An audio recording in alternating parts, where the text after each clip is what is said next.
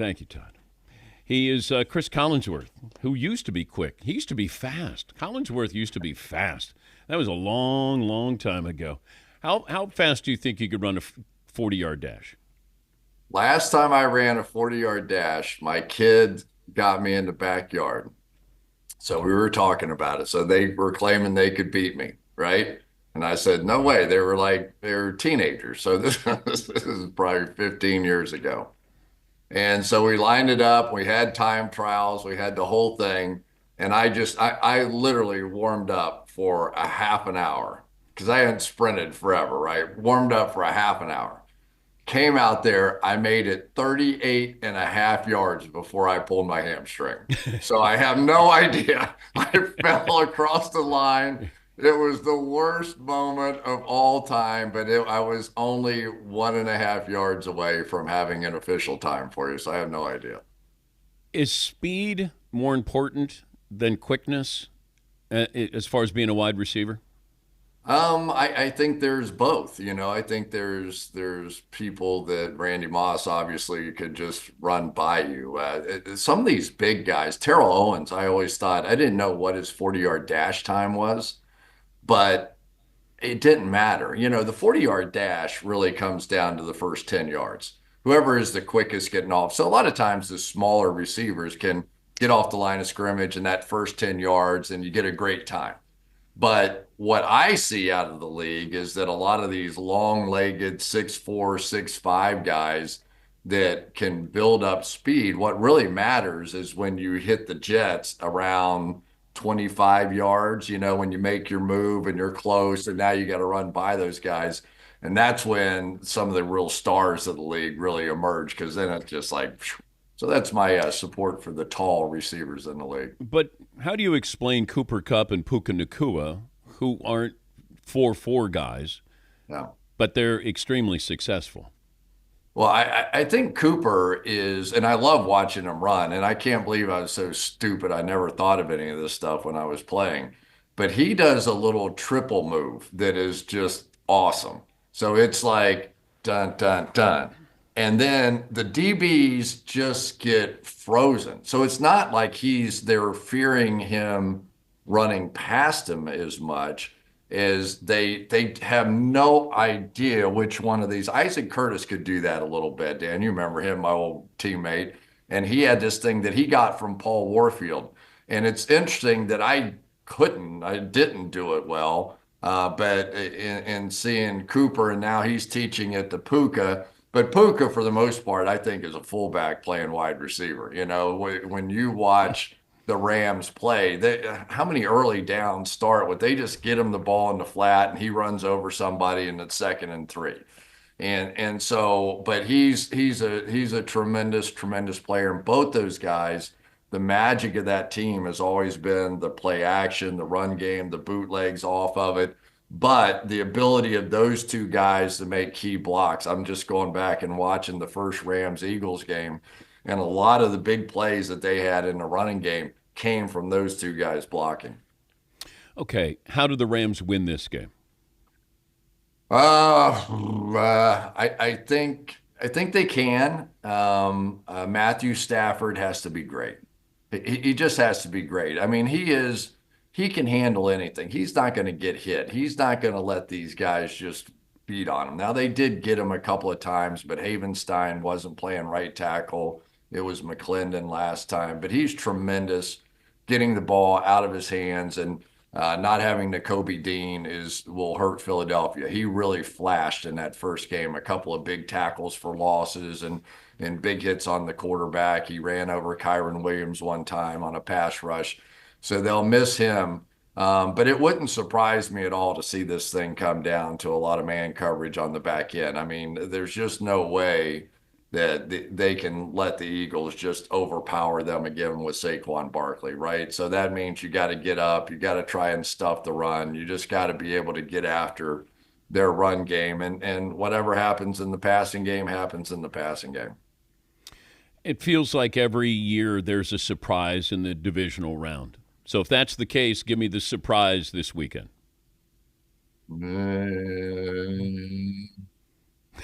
Yeah.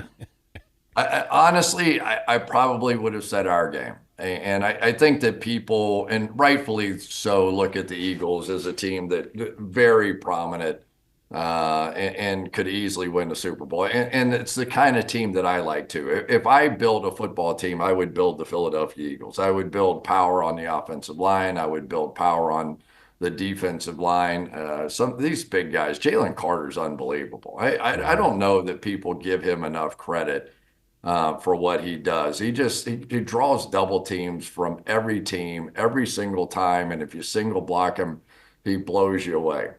That all being said, I think what we saw out of the Rams last week gives them a chance because they really were able to play man coverage against a very good Vikings passing game. which surprised me a little bit. They've really grown in the secondary on the back end with what they've been able to do. And Matthew Stafford has the ability to offset a pass rush. He has the ability with his brain, with his experience, to not give up those big plays. Now, having said that, the last two series that I watched of this first game between these two, they took sacks and they couldn't block those guys inside. So it's, but I do think when you have a veteran quarterback that has the ability to dictate a game, not get hit, not give up big sacks, and not throw interceptions, that it does give you a chance.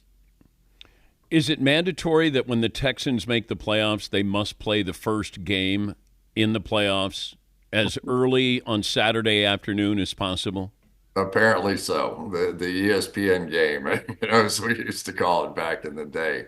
But the Texans were impressive last week. I mean, there's just you just have to say what it is when they get it going, especially on the defensive side. They have the ability to go get your quarterback, and the problem is that I mean, short of Patrick Mahomes and the Kansas City Chiefs just not liking all this time off, and I can't imagine a veteran team wouldn't, but maybe they're just not razor sharp. But I've been to so many Andy Reid practices over the years. These guys practice hard. I mean, it's not like when they get time off, it's not like they're in flip-flops walking around like the 49ers used to do when they were whooping our butts all the time. But they come out there and they are practicing and they are getting after it. So generally, there's a reason why Andy's teams do fine after buys. It feels like here's a team that could go for a three-peat, but I think it's being undersold. I think there is Chiefs fatigue with the media. That, if you look at the storylines, Cris, we're talking about anything but the Chiefs. Now, granted, it's the divisional round against the Texans, but we're focusing on the Lions, Jaden Daniels, Josh Allen, versus Lamar Jackson. Like we're going out of our way to make sure that we're talking about anything but the Kansas City Chiefs. Why is that? Because they've converted into a defensive team. Not that they aren't capable, but when we all like were overwhelmed watching the Kansas City Chiefs, it was because Tyreek Hill and company, and they were taking the top off and they were throwing bombs, and Mahomes was, it was just insane. They were scoring points all over the place. And it's really not what they are right now. They are still fully capable of doing that, but they got to 15-1 this year because of the way they played defense. And honestly, it was the same thing yesterday or last year that they really just played great defense. Chris Jones and company in there. Those guys, they win the game on the defensive side. And then we remember Mahomes making a play or Kelsey making a play at the end of the game and scoring a touchdown. But you go back to that Ravens championship game last year. I mean, it was a fist fight. It was a violent, violent football game. And I think that's what's missed out of this when you watch Kansas City or when people talk about them is, Philadelphia, I consider a violent football team. I think Kansas City is too. They've got that interior wall inside with those great center and two guards. Physically can come off the ball. And defensively, I think they're as good as anybody in the league. We're talking to Cris Collinsworth, NBC Sunday Night Football analyst, and he'll be on the call with Mike Tirico, Melissa Stark. That will be Sunday at 3. It's the Rams and the Eagles. Who has more to gain in Buffalo between Lamar Jackson and Josh Allen? Ooh. I think that Josh has at least played well in really big playoff games. I mean, the fact that they lost that game to Kansas City that year when he makes that brilliant comeback and with 20 seconds left or whatever it was, Mahomes comes back. That really wasn't on him, right? Lamar's coming off a year in which probably wins the MVP again. I don't know how that votes, just trying to read the tea leaves of some of that stuff, but it could be his third MVP. And the only thing he has not done is tear it up in the postseason. And so you're sitting there and as a coach, what do you tell him? It's like, do you tell him, all right, Lamar, let's put the ball in your hands. Let's go. You just be the man. Or do you just say, hey, Lamar, just do what you've done, right? We've got King Henry. Let's be patient. Let's do this. Don't feel like you've got to take it in your own hands, So it's kind of a quandary. So I'm going to say Lamar. I think as great as he has been in the regular season, he kind of needs to stamp it a little bit with a Super Bowl championship. And this team, they're fully capable. More valuable offseason addition, Derrick Henry or Saquon Barkley? I think Saquon. Derrick Henry has been really good, and he's got the complement of Lamar, but Saquon has the complement of this offensive line. And it's one of the things that I really, I mean, it's so I played receiver. I've played every position in the NFL basically at one time or another, but started as an offensive lineman. But this really highlights the what this offensive line has been over the years, right? I mean, this has been a dominant force for the Philadelphia Eagles. It was when they won the championship. It is now. If they win another championship, it'll be for that same reason, offensive and defensive lines.